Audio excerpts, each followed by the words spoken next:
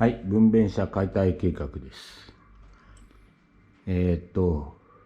かなりね、ネジが痩せて回らないのがいっぱいあるので、今回は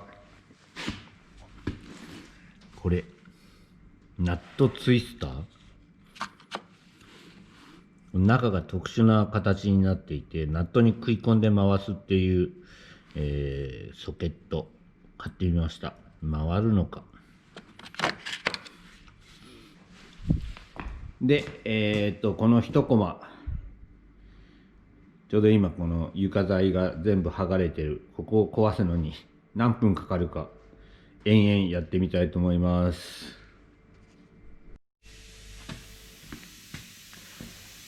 取りやすそうなところから取ってみるか。最初にこれを取ればいいのか。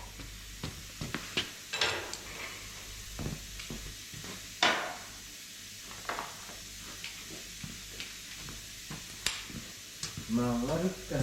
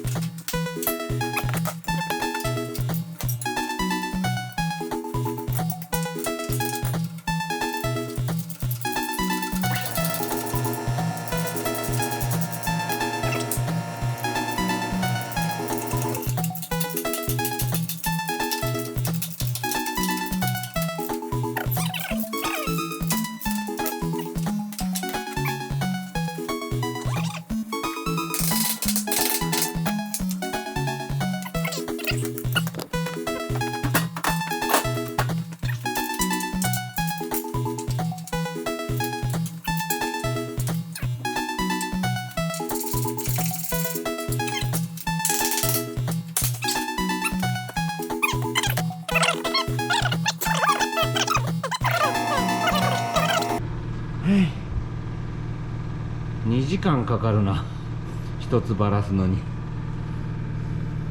あ、まだここが残ってた。まあいいや、まあ2時間で出来上がりってことで、まあ道具持ちに行ったりいろいろしたんで時間かかったんで、今度は慣れれば、1時間ぐらいでできるかな。全部壊すに30時間できるかはい、そんな感じです。笑い終わり。